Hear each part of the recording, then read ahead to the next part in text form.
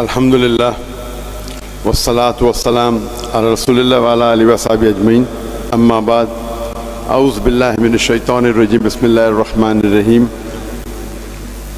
واعتصموا بحبل اللہ جميعا ولا تفرقوا، رب اشرح لي صدری ویسر لی امری واحلل عقدۃ من لسانی یفقہوا قولی۔ میرے محترم مشائخ، میرے محترم بزرگوں اور میرے عزیز بھائیوں، السلام علیکم ورحمۃ اللہ وبرکاتہ۔ مجھے 2 ہفتوں سے بہت خوشی ہو رہی ہے جب سے میں پاکستان کی سرزمین پہ قدم رکھا ہوں، اور میں جب پاکستانیوں سے ملتا تھا پاکستان کے باہر اکثر، اور شیخ ابتسام الہی ظہیر صاحب سے بھی ملا جیسے انہوں نے کہا 2012 میں، اور کئی پاکستانیوں سے ملا، دبئی میں، سعودی میں، کویت میں، یو کے میں۔ الحمدللہ ان کی محبت مجھے کافی متاثر کی، اور میرے ذہن میں ایک تصور تھا کہ میں جب پاکستان آؤں گا تو مجھے محبت ملیں گی، لیکن جب میں یہاں آیا تو جو میرا تصور تھا وہ صحیح نہیں نکلا۔ مجھے جو تصور تھا اس سے 10 گنا زیادہ محبت ملی، الحمدللہ۔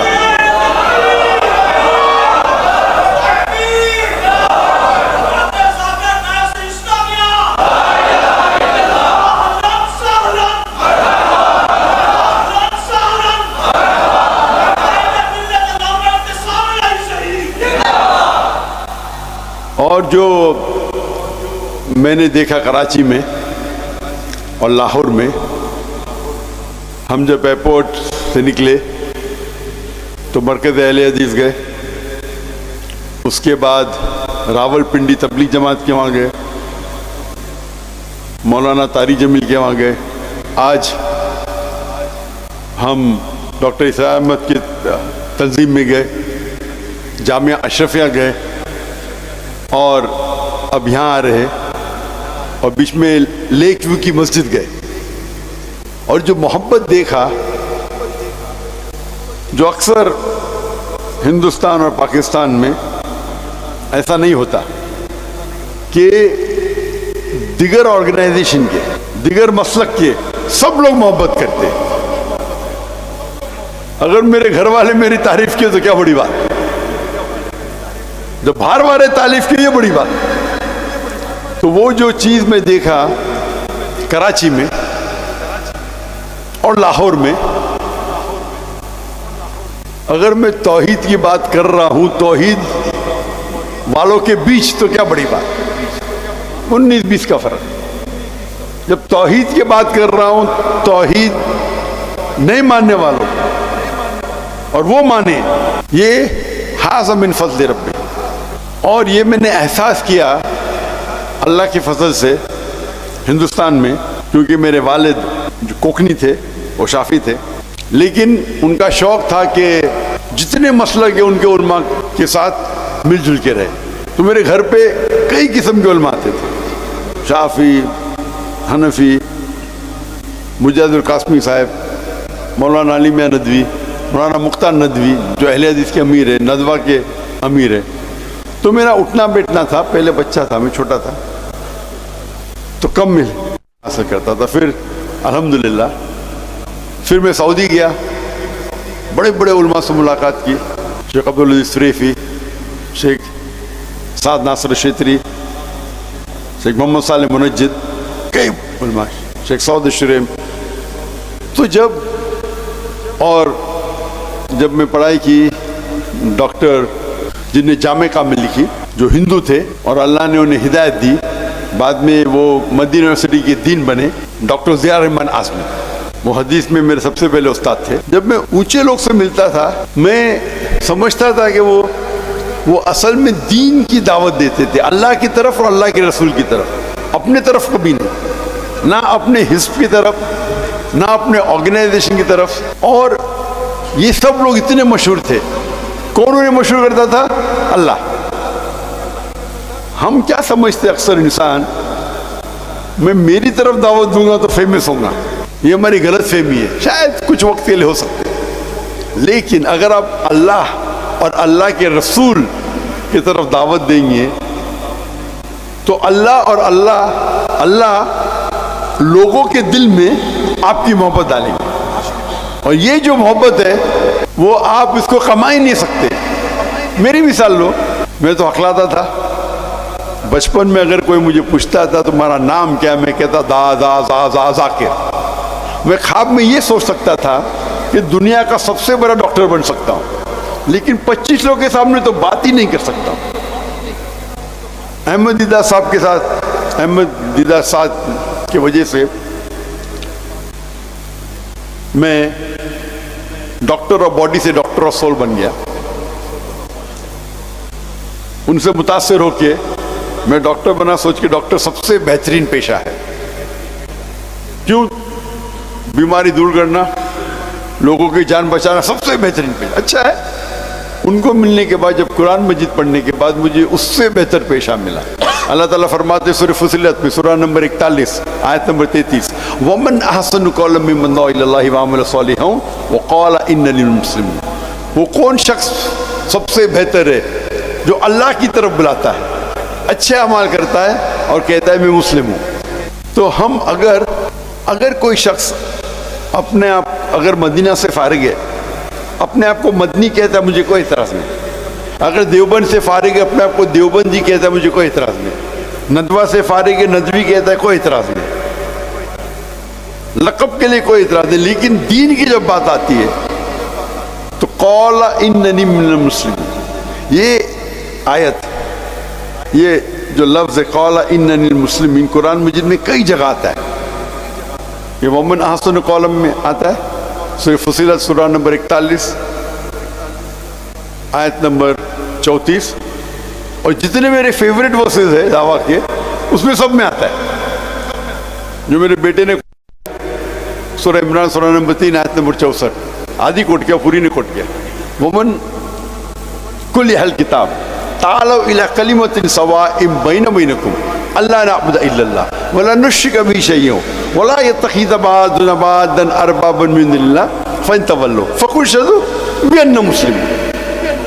بأننا مسلمون. تو اللہ تعالیٰ فرماتے ہم مسلم ہیں. آج ہم دیکھتے ہماری حالات، ہم مسلمان 25% ہے دنیا میں، 2 بلین سے زیادہ، 2 ارب سے زیادہ ہے.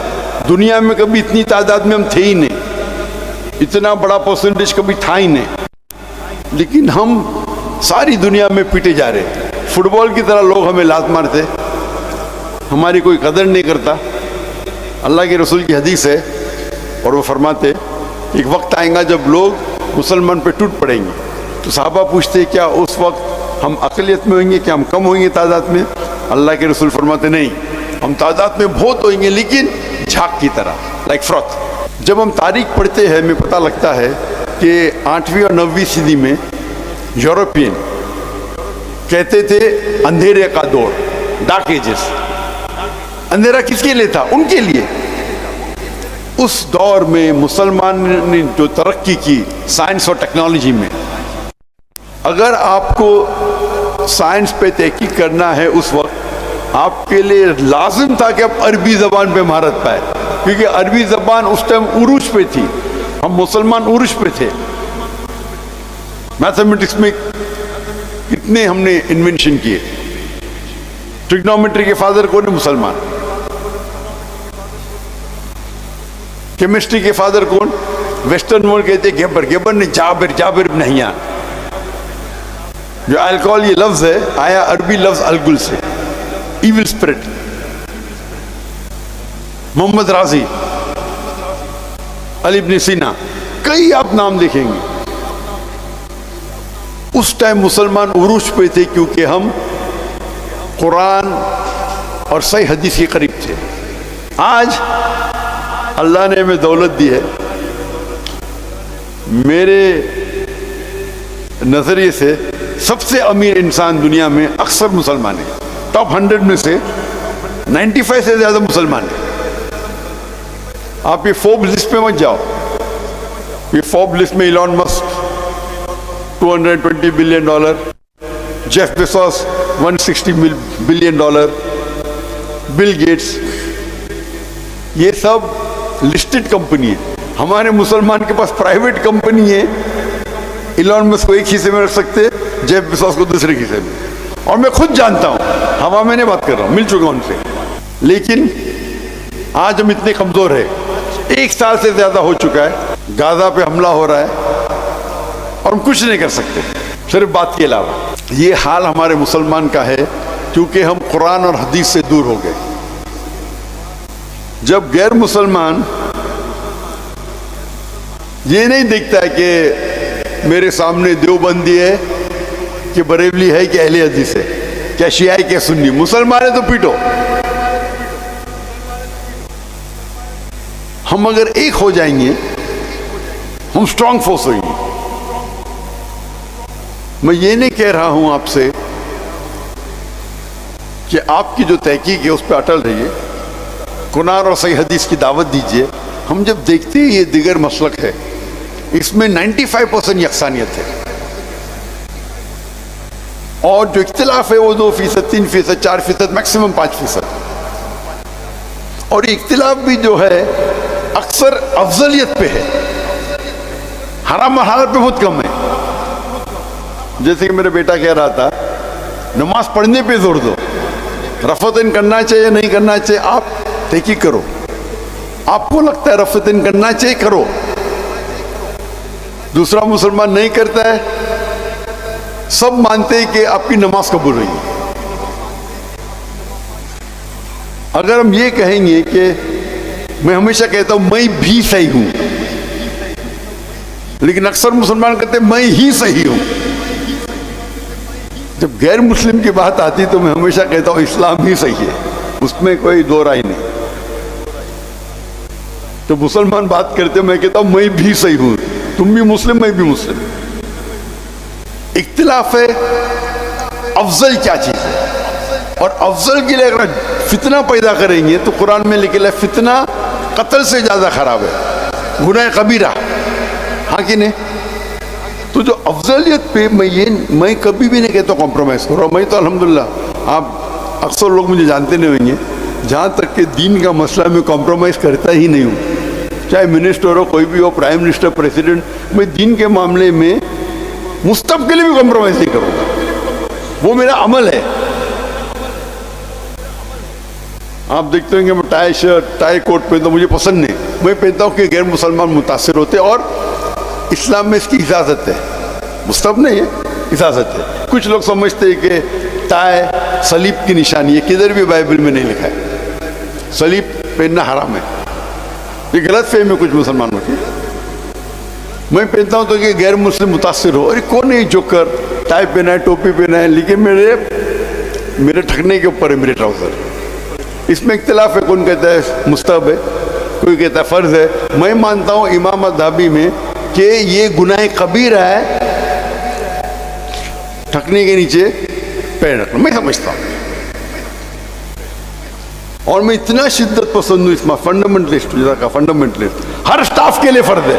अगर आप मेरे इदारे में नौकरी करेंगे, आपसे लिख के लूँगा दाढ़ी रखना कंपलसरी, सिर ढकना फ़र्ज है, मेरे इदारे में ड्रेस कोड है, ठकने के ऊपर पहनना पड़ेगा। आप उसको सुन्नत मानो, फ़र्ज मानो, 5 टाइम नमाज पढ़ना ही चाहिए जमात के साथ, मस्जिद में लिख के लेता हूँ। बाय लॉ अलाउड नहीं हमारे कंट्री में, फिर भी लिख के लेता था मैं ब्लैक एंड वाइट में। मेरा इदारा है, मेरे इदारे में ड्रेस कोड टाई कोट नहीं है, मैं तो कभी ऑफिस में आता ही नहीं टाई कोट के साथ, कभी लेक्चर से आ गया वो अलग बात।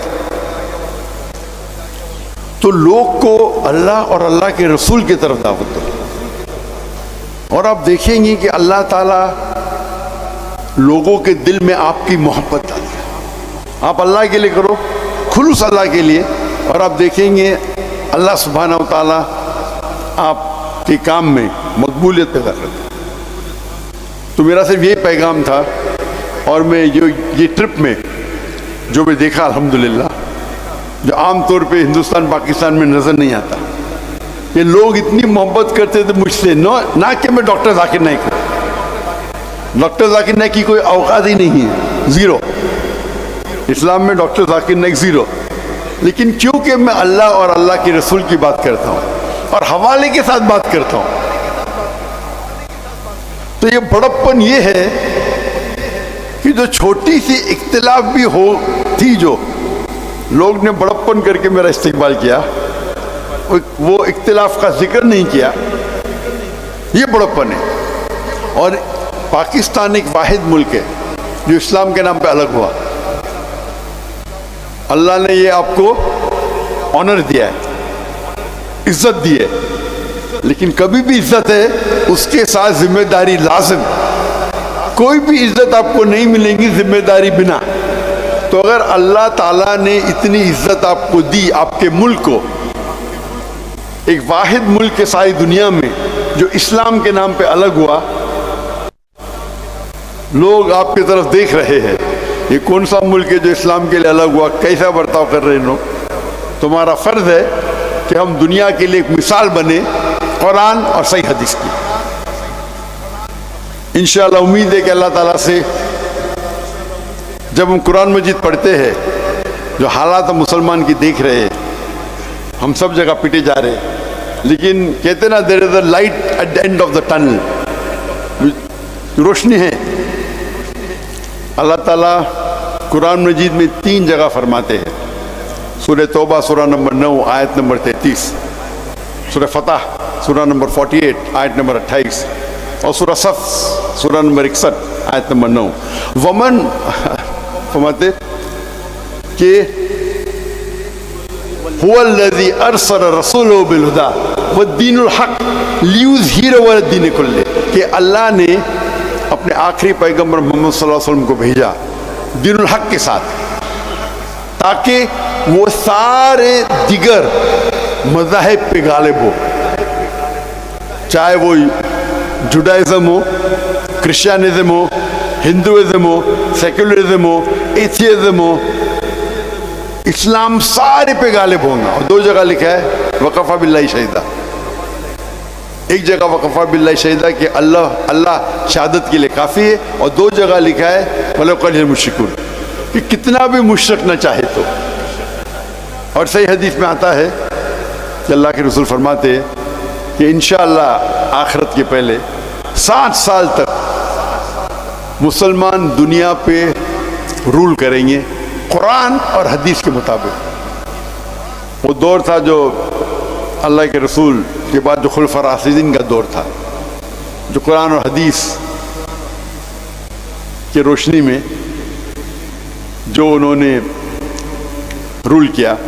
انشاءاللہ پتہ نہیں کب ہوگا، تاریخ نہیں لکھی ہے، 2 سال بعد، 10 سال بعد، 100 سال بعد، لیکن یہ حدیث میں ہے، ہم اسے مانتے ہیں، اللہ کا وعدہ ہے قرآن میں، اور اسی لیے ہم قرآن اور اللہ کے رسول کی طرف لوگ کو دعوت دیں، چاہے ہمیں فائدہ ہو یا نہ ہو، دنیا میں فائدہ ہو یا نہ ہو۔ اللہ تعالیٰ فرماتا ہے اگر دنیا کے لیے آپ جد و جہد کریں گے اللہ دنیا دے گا، لیکن آخرت کے لیے جد و جہد کرو، آخرت بھی دے گا اور دنیا بھی دے گا۔